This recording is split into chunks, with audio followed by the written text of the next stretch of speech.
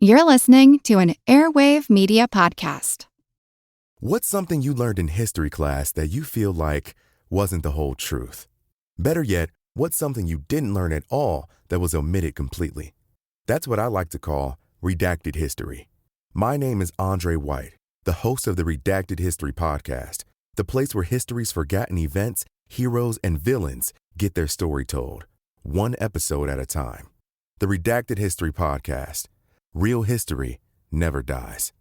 Stream the Redacted History Podcast on Apple Podcasts, Spotify, or wherever else you get your podcasts.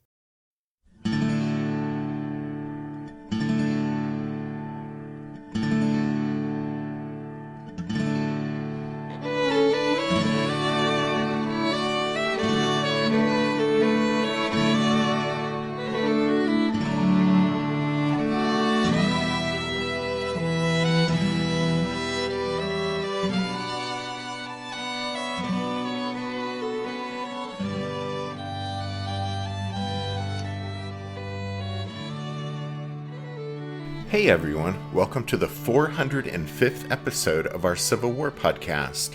My name is Rich. And I'm Tracy. Hello, y'all. Thanks for tuning into the podcast. As y'all will recall, with the last episode, we looked at some important decisions that were made by both Army commanders on the night of the 19th.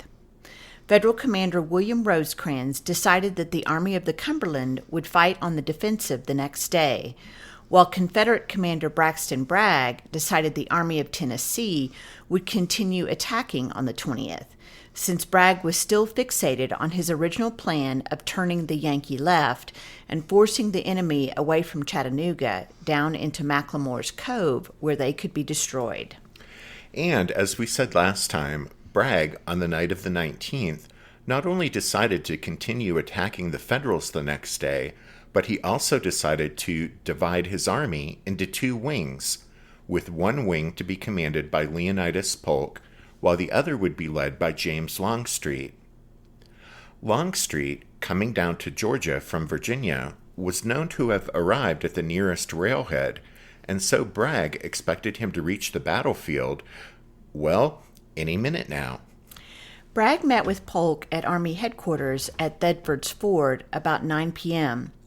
It must be said that as far as his decision to split the Army into two wings, if Bragg had extremely high hopes for Longstreet's contribution to Confederate success on the third day of the battle, his expectations regarding Leonidas Polk were almost certainly much lower. Polk's story will be familiar to longtime listeners of the podcast. By the time of Chickamauga, in fact, since the early days of the war, Polk had accumulated a lot of senior command experience. Unfortunately for the Confederacy, his track record in command was mostly bad. Though the 57-year-old Polk had been a West Point classmate of Confederate President Jefferson Davis, he resigned his commission upon graduation in 1827 and became an Episcopal priest. He was highly successful in the church, rising to the rank of bishop, but that work did little to prepare him to serve as a combat officer in the field during the Civil War. Within days of the end of the battle here at Chickamauga, Bragg, in a letter to Jefferson Davis, would say of the Bishop General, quote, "General Polk, though gallant and patriotic, has proved an injury to us on every field where I have been associated with him." Bragg's assessment of Polk begs the question, then why did he give Polk command of half the army for the third day of the battle at Chickamauga? Well, he had his reasons. No doubt, first and foremost, was that Polk's promotion to lieutenant general was dated only one day later than Longstreet's. And before Longstreet's arrival, Polk was the second-ranking officer in the Army of Tennessee, behind only Bragg himself. Besides the fact Leonidas Polk was a friend of Jefferson Davis, Davis was also a firm believer in the policy of respecting seniority within the officer corps. As far as Davis and the Confederate military establishment were concerned, seniority was all important.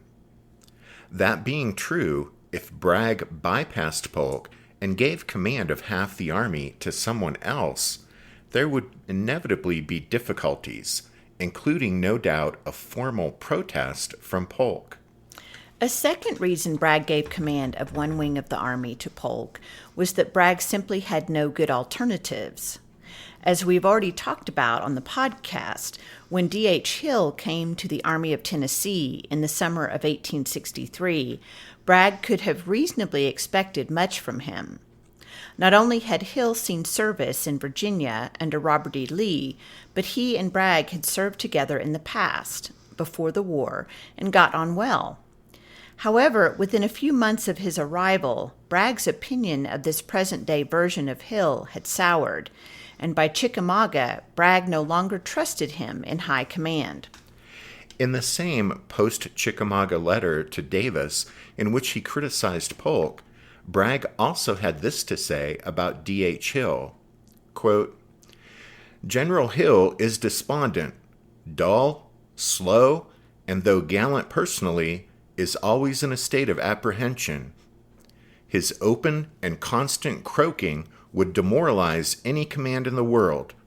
He does not hesitate at all times and in all places to declare our cause lost." Hill was really the only alternative to Polk as far as wing command, since Hill was the only other lieutenant general with the Army. But since Hill's rank was provisional, awaiting congressional approval, Bragg would be opening a big can of worms regarding seniority if he elevated Hill over Polk. And given his professional and personal opinion of Hill, Bragg certainly wasn't going to go to the trouble of opening up that can of worms. Instead, D.H. Hill would remain in command of his corps and report to Polk. In any case, after conferring with Bragg, Leonidas Polk left Army headquarters at Thetford's Ford for his own command tent near Alexander's Bridge. At that time, even at that late hour, James Longstreet still hadn't shown up.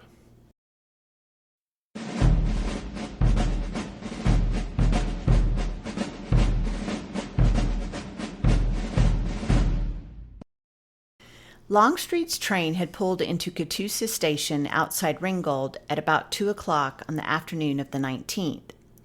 Old Pete and two of his aides, Lieutenant Colonels Moxley Sorrell and P.T. Manning, had stepped off the train, expecting to be greeted by someone from Bragg's staff, but there was no one there to meet them.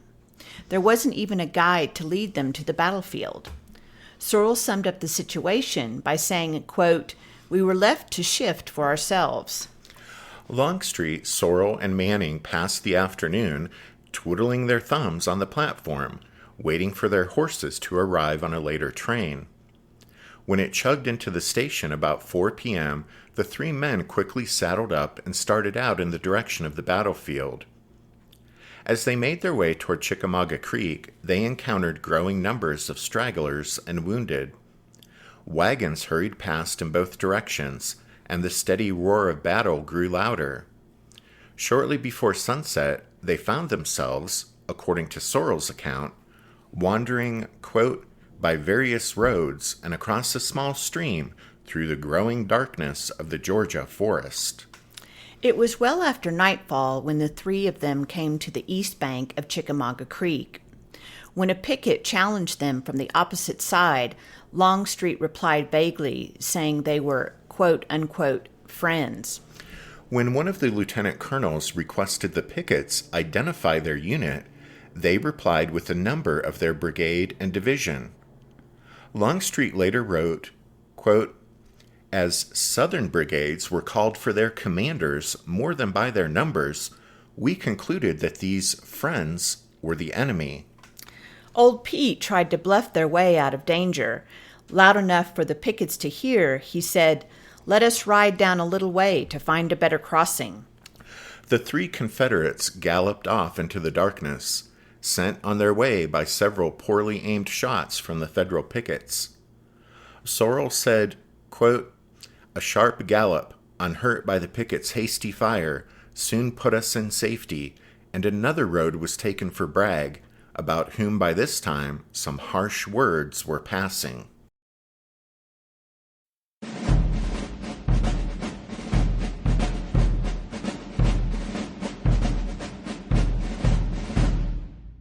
Did archaeologists discover Noah's Ark? Is the rapture coming as soon as the Euphrates River dries up? Does the Bible condemn abortion? Don't you wish you had a trustworthy academic resource to help make sense of all of this? Well, I'm Dan Beecher, and he's award-winning Bible scholar and TikTok sensation Dr. Dan McClellan, and we want to invite you to the Data Over Dogma podcast, where our mission is to increase public access to the academic study of the Bible and religion, and also to combat the spread of misinformation about the same. But, in a fun way. Every week we tackle fascinating topics, we go back to source materials in their original languages, and we interview top scholars in the field. So whether you're a devout believer, or you're just interested in a clear-eyed, deeply informed look at one of the most influential books of all time, we think you're going to love the Data Over Dogma podcast, wherever you subscribe to awesome shows. Bragg was asleep in an ambulance wagon when Longstreet finally arrived at Army headquarters at Thetford's Ford sometime around 11 p.m. In his book, This Terrible Sound, Peter Cozzens writes, Bragg was awakened, and he and Longstreet conferred. They talked for nearly an hour. Cozzens continues, Bragg gave Longstreet a crude map depicting the primary roads and streams between Lookout Mountain and Chickamauga Creek, pointed out the general positions of the two armies, and explained the plan of battle and Longstreet's responsibilities. The generals parted shortly after midnight. Exhausted from his travels, Longstreet made no effort to find his command. A few leafy branches were gathered together and covered with blankets for his comfort and that of his lieutenant colonels, and the trio was soon fast asleep.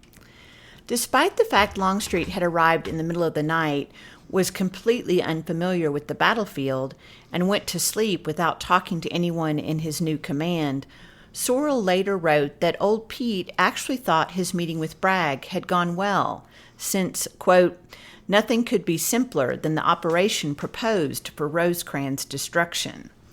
The plan for that operation, which Bragg had also shared with Polk, of course, called for Polk's right wing on the northern part of the battlefield to initiate the fighting the next morning. Polk's wing would consist of Walker's and Hill's corps, as well as Cheatham's division from his own corps. With those 5 divisions, Bragg intended for Polk to kick off the fighting on the 3rd day of the battle at quote-unquote day dawn, by which he apparently meant first light, which on September 20th, 1863, would be approximately 5:30 a.m. The attack would begin at day dawn with Polk's right division and ripple down the Confederate line from north to south, brigade by brigade, until the entire rebel army was engaged. If Polk succeeded in crushing the Federal left, he'd finally fulfill Bragg's original strategy of severing the Yankee Army's link to Chattanooga and pushing the enemy south into McLemore's Cove, where he could be destroyed. As Polk's attack progressed south, Longstreet's left wing would add its weight to the assault and ensure the success of Braxton Bragg's plan. However, Bragg clearly intended Polk's attack on the northern part of the battlefield to be the point of decision. Polk's wing would initiate the battle on the morning of the 20th and crush the Federal left, starting the process of pushing the Yankees to the south away from Chattanooga. Although nothing was committed to writing, Moxley Sorrell was right. The plan could hardly have been clearer. And earlier that night, Leonidas Polk, after assuring Bragg that he understood his role, had left to return to his own headquarters.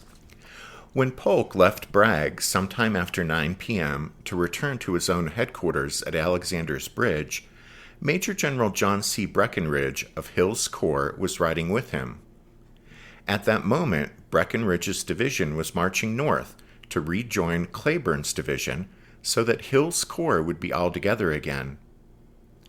Somewhere along the way to Alexander's Bridge, Polk and Breckinridge bumped into 2 of D.H. Hill's staff officers, Lieutenant Colonel Archer Anderson and Major A.C. Avery. What transpired between Polk and Anderson remains unclear. Polk later claimed that he told Anderson to inform Hill that Bragg had split the army into two wings and that Hill was now under Polk's command, about the plan for the day-dawn attack, and that Polk wished to see Hill in person that night. In Anderson's version, he was told only that Hill was now under Polk's command and that Polk wished to see him that night. In any case, when Leonidas Polk reached his headquarters, he directed his chief of staff to draft attack orders for Hill, Walker, and Cheatham. The orders were finished by 11:30 and were dispatched by courier to Hill and Cheatham, while Walker was there at Polk's HQ, so he received them in person. Sentries and guides were established with small fires both at Alexander's Bridge and closer to Polk's headquarters to facilitate D.H. Hill's journey to report to Polk. The guides were told to maintain their stations until at least 1 a.m. Polk and Breckinridge talked far into the night while the latter's division completed its march and bivouacked west of the creek at the bridge. When the courier carrying the order to Cheatham returned with an empty envelope, signifying delivery, all seemed to be well. Expecting the other courier would also find Hill, Polk lay down to get some sleep. So did Colonel Jack, his chief of staff, who left orders that neither he nor Polk should be disturbed. Meanwhile, D.H. Hill had been making his way to Army headquarters at Thedford's Ford. He had remained in Winfrey Field until 11 p.m., debriefing Cleburne's brigade commanders after their night attack, then set out to report to Bragg. Reaching the vicinity of the ford, Hill couldn't find Bragg, but he did encounter Lieutenant Colonel Anderson, who informed Hill that he no longer needed to see Bragg because he was now under Polk's command. Exhausted, and no doubt more than a little irked by the news he was now part of Polk's command, Hill decided to lie down in the woods to get a bit of shut-eye.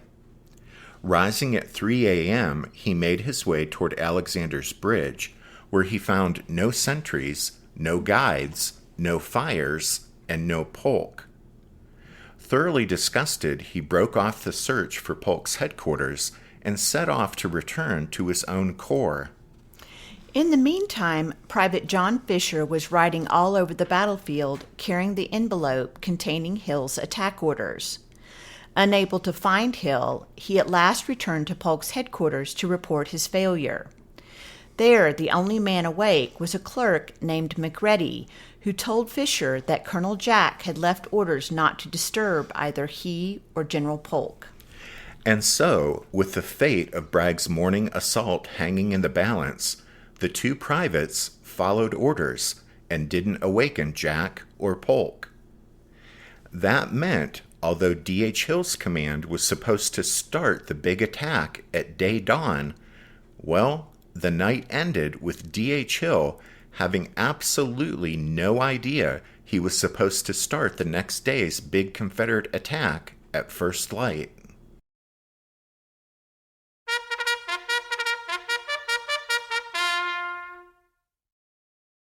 That means it's time for this episode's book recommendation.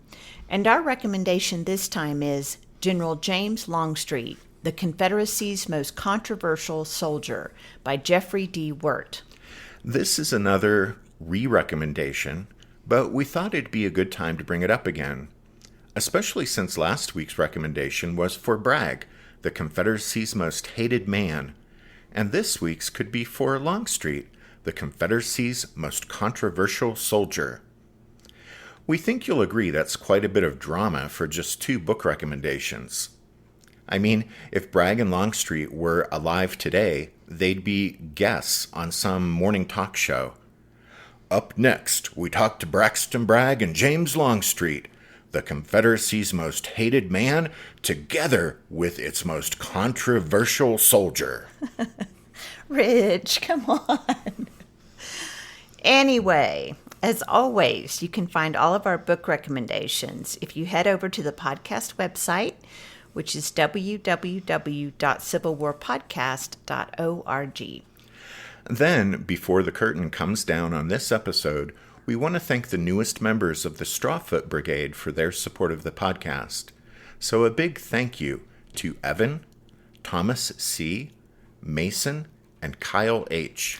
And thanks to John M., Steve A., and Eric M. for their donations this past week. Yep, thanks guys. Those donations are always much appreciated. Thanks to all of you for listening to this episode of The Civil War, 1861 to 1865, a history podcast. Rich and I do hope that you'll join us again next time when we'll continue with the story of the Battle of Chickamauga. But until then, take care. Thanks everyone. Bye.